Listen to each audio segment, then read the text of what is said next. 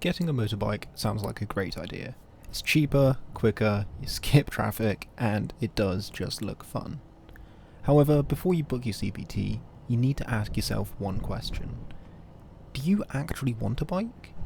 Or do you just like the idea of having one? Because the reality of riding, especially in the UK, is very, very different to what people would typically expect. So in this video, I'm going to break down what it actually costs to get started, what it's like day to day, and whether that is actually worth it for you as the rider. So let's start with the cost, because this is where most people typically underestimate things on quite a large scale. So before you even own a bike, before you buy any gear, you need to get trained. My training was a CBT, obviously, and my local school was £400. That is for a pre-CBT as well as the actual CBT itself, as I'd never ridden a motorbike and therefore required more training, or I personally thought so at the time. My bike, the Benelli BN 125, cost me around about £1,000, which sounds relatively cheap depending on the time of year, and for how new the bike is, it is rather cheap, but just the bike itself is actually the smallest part of the cost. My gear setup itself is a HJC C10 Helmet, which I got for about £80.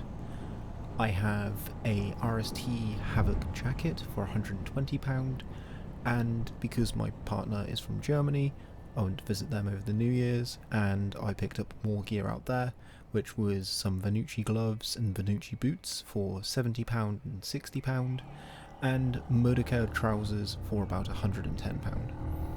And even if you do go fairly sensible with pricing like I have, you still end up spending around £400 to £700 on just the gear that you wear.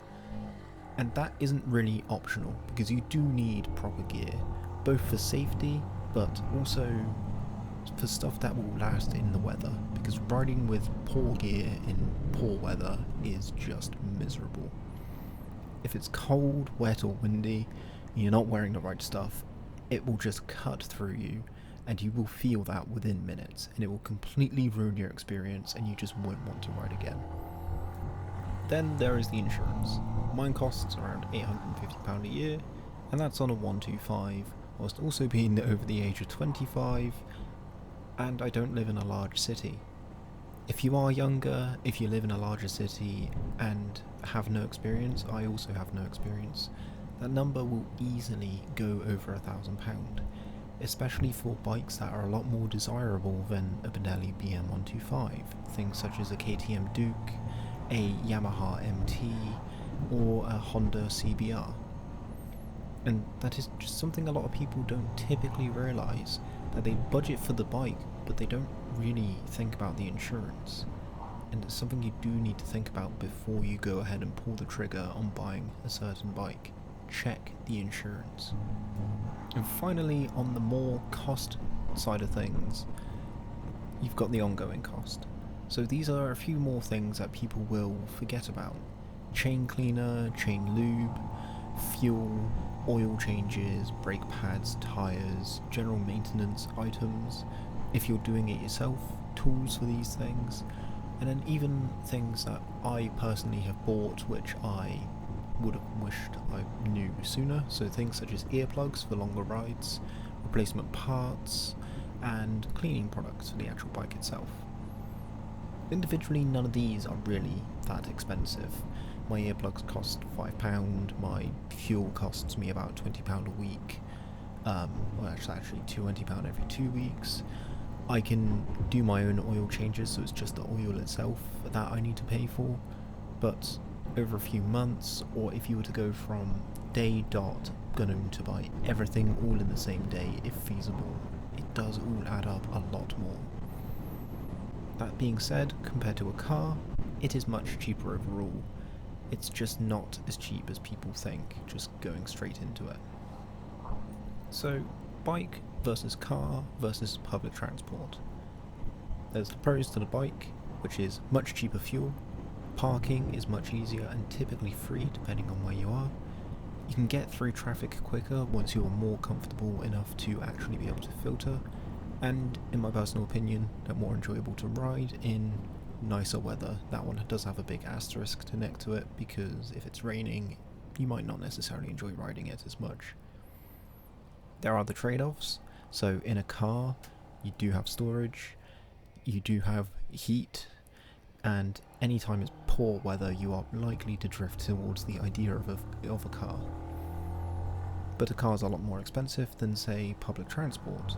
Public transport is good because you get a lot of the benefits of a car, but you don't get much freedom with it. You don't get to pick and choose where you go. You don't get to choose, I'm going here at this time. You have to work on a preset schedule. And for me personally, the cost of public transport is actually more than the bike once I've initially done the setup cost. So for me personally, I would say the bike is the easier one of the three. And there's the other factor of, if you don't have a driving license, in my local area it is a 26-week wait for a practical driving license. If I wanted to book my mod one, it's a 2-week wait. I checked that earlier today. So it's just something you also need to keep in mind, the urgency of wanting to get out on the road. And then there is the very big, obvious elephant in the room, the weather. Because in the UK, it's not just sometimes, it is constant. Rain, cold, wind, it's just a part of riding here. It's 18 degrees outside today, 30-mile-an-hour wind. And that just makes it a big difference between a sunny weekend ride and riding to work in the rain at 7 AM. Now, I'm an all-weather rider. I've ridden in the rains of early this year where every single day it rained in the UK. I happened to be in one of the areas that were heavily flooded, so I rode to work in that. I've ridden to work in the -1 degrees, and I've ridden to work in, well, currently the 10 degrees is the warmest it has been. It can be relatively miserable, but you just need to think, if this is something that you want to do, then there's always going to be the downside of it, and the weather is always a downside. You don't get to pick the weather, you just get to pick how comfortable you are in the weather with the gear that you get. And this is something that people don't typically talk about enough, is that riding does take a lot of focus, probably more so than driving. You are constantly watching traffic, you're constantly thinking about the positioning of yourself on the road, and you are reading the road.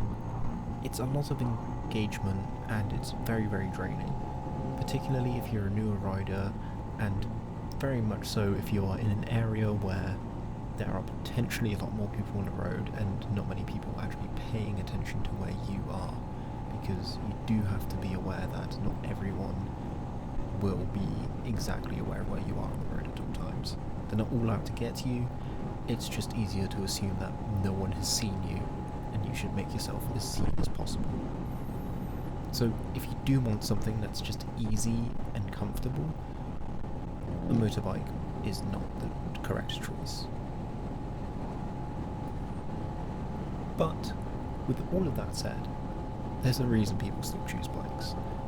It's more fun, you feel more connected to what you're doing, and even just simply riding out can feel like something more. For myself, and for a lot of people, it isn't just transport, it's something that they enjoy, it's a hobby, it's much easier to get into, and the bar of getting into it is much lower than many other things, in my opinion. So really, the real question isn't, is it cheaper or is it faster? It's, do you want one for convenience, or do you want to actually ride? Thank you for watching. In the next video, I'll break down the licenses, what you can ride, what you can't, and how to progress after your CBT. If you're thinking about getting into riding, follow the series, I'll walk you through everything step by step, and if you have any ideas or queries or questions, pop them in the comments below. I'll probably make a video on them at some point. I've been Moto Hazy, thank you for watching. Tschüss!